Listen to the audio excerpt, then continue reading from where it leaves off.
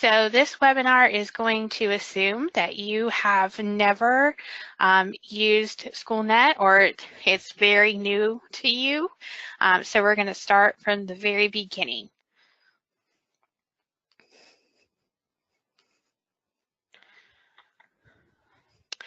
So now that the link has been in our window, I'm just going to go over our agenda for tonight. So we're going to talk a little bit about what is Schoolnet, getting around and navigating Schoolnet, the power of the homepage, what information you can find just from the beginning of the homepage of Schoolnet. We'll talk about instructional materials. We'll talk about finding assessment items. We're going to talk a little bit about my favorite way of building a test, which is by finding your items and building a test with that. And we're also going to talk about some resources to help you learn more about Schoolnet. So on the right side of my screen here, you will see our home-based ecosystem. So Schoolnet is part of the home-based suite of applications. You have PowerSchool, where your student information lives. We have Schoolnet, which is an instructional improvement system where we have assessments that are aligned to your standards, as well as you can also find resources. And then we have Talent Ed or NESIS or TNL, where your evaluation lives. And then we also have Canvas, which is your learning management system. Not all districts take advantage of Canvas. That is kind of a separate state negotiated convenience contract. So some of you may use Canvas, some of you may have another LMS that you're using, but these kind of 4 areas make up our home-based ecosystem, and they're all designed to work well with each other. And of course, tonight we're going to be talking about Schoolnet. So let's go ahead and get started. We're going to talk a little bit about getting around Schoolnet to get started. So when you log in to the NC Ed Cloud, you click on the little house icon, and that takes you into Schoolnet. And I'm actually going to flip over and show you. I am in a training site. So in the training site, this is all fictitious information, but it should look exactly the same as your screen. The first thing I would like for you to do is when you click on that red house icon for the first time, you're going to want to make sure that you see your role as teacher. All right, so all of the roles and permissions for Schoolnet live in PowerSchool. So if you click on that little red house icon in the NC Ed Cloud and it asks you to verify your role, that means you need to go see your data manager at your school because they need to give you the correct role access. And again, if you get to this opening screen and you see that your role says something other than teacher, again, you might want to check with your data manager because it will default to the lowest level. So if they checked a box that says parent by accident or something like that, then it will show you that your role is parent. All right, and we want to make sure that you have the role of teacher because teacher is what you natively need, unless maybe you're an instructional coach or something like that, and then you might have a different role. You might have a role of leadership, or you might have a role of staff with some permissions added on.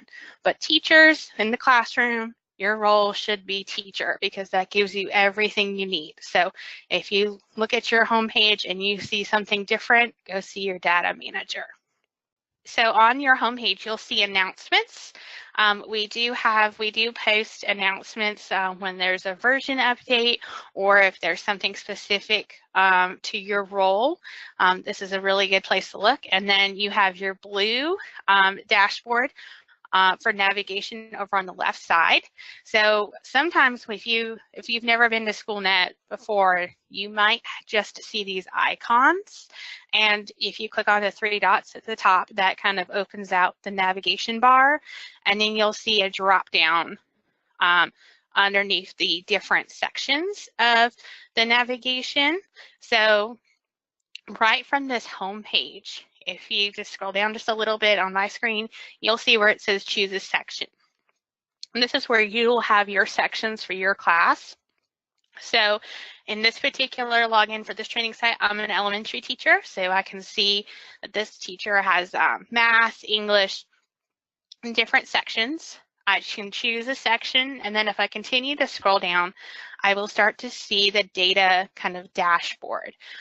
So this, I haven't even left the home screen yet, but I'm already seeing data, right? So I'm seeing, you know, district and local tests. Classroom tests are tests that I've given in my classroom. So if you've never used Schoolnet before and you click on this tab, there's not going to be anything there because you haven't given any classroom tests yet. But we know very soon you will be, and you'll see data there. Also, even before you've given a classroom test in Schoolnet, Schoolnet feeds to PowerSchool on a nightly basis. So you're going to get all that standardized test data that's available from PowerSchool that's going to feed into Schoolnet. So Schoolnet does run a little bit behind with the standardized tests. You won't see the standardized tests that were given in May, your EOGs and EOCs just yet. That's because they have to be approved by our state board. And so they were approved in September. However, they have to be formally released in October's meeting, which is next week. So we're very hopeful that hopefully by the end of October, we'll have all of your released information for the most recent round of EOGs and EOCs, but you can still see some like this DIBEL score. You can also see end of grade for last year, right? So I can see for this section, I can filter my list by score group. So let's just say I wanted to see those students in my class that made a level 3 on the reading. So just right here from the home page, I have already gone in and I can look, and I can do the same thing for math. So I can see that in this particular class, I did not have any that were level 3. And if you just kind of hover over, it tells you the different levels, and you can toggle to turn them on or off. So I can see I have a variety of students here that made a level 2 on math. So just right here from the home page, you can get this data right here.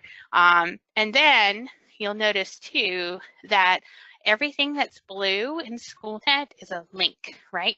So if I wanted to say, okay, this student here made a level 2, I'm going to click on them, right?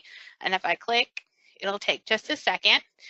You'll notice that Schoolnet sometimes it has a spinning icon because it's pulling information, and it does take a second. And I'm on the training site, which is a tad bit slower than the production site, where you'll be a little faster. So I'm just clicked on one of these students, and it's going to bring up the student profile. So this is a wonderful thing that any teacher can use in Schoolnet. Doesn't matter what grade you are, what you teach, whether it's PE or art.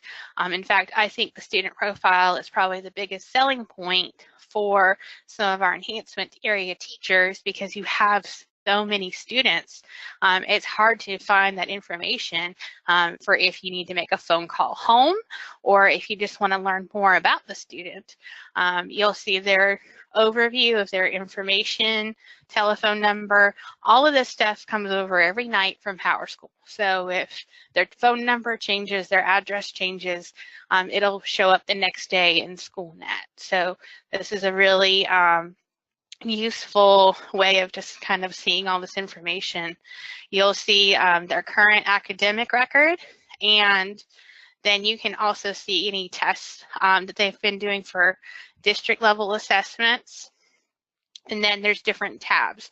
So you can go over and you can see their standardized test scores, right? So I can see, and you can just kind of keep scrolling down.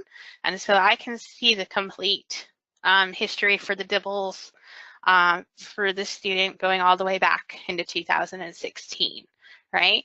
So it really, all of this rich information that, you know, I would have to spend a lot of time digging through records, you can get in just a couple of clicks by going through the student profile. The enrollment and academic record, this includes absences. A lot of times if you get new students at the beginning of the year, things are very transient. You might have a couple of new students a week. You can come right into Schoolnet and you can see their enrollment data. It's a statewide system, so as long as they came from another school within North Carolina, you will have their data the next day after they enroll. There's a 1-day delay. So they enroll today, their information won't be in Schoolnet until tomorrow. But then you'll be able to see their absences. I can see the student was absent 9 times in 2015-16, but you know, we might have students that are absent or tardy far more times than that. And so this is a good quick check way just to see what's going on with the student and get to know them. Another thing that you can also see is under their learning plan and teacher notes. This is a section of Schoolnet that I think is very underutilized. You can actually put students in groups. You can add and remove strategies that you've tried for behavioral interventions, remediation strategies, learning strategies for language. And the nice thing about this is that other teachers of the student can see these as well. So this is teacher's notes and it's available to all the teachers of that child. So it's really a great way you can kind of see, you know, what's been going on, what other teachers have been trying, those kinds of things. So a very nice space to kind of document for any kind of interventions and DSS plan, those kinds of things. The last tab is your TestNav PNP. So through our TestNav assessment system, we have accommodations available. So this is where I would mark if this child had a 504 plan or had an IEP. This is where I would mark what modifications they need. They need extra time, text to speech, any of those features. You can go ahead and mark them right here. And then when you give the test, as long as you enable the accommodation for text to speech on the test, that student would hear text to speech. But then another student who didn't have text to speech in their accommodation settings would not hear text to speech. So text to speech is a 2-part process. You have to enable it on your test, and then you also have to make sure the individual students have these TestNav PNP settings correct on their student profile. So that's kind of a quick overview of student profiles. So I'm going to go back home, and to get to the home, you just click on the little red house icon. That'll always take me back to my home page.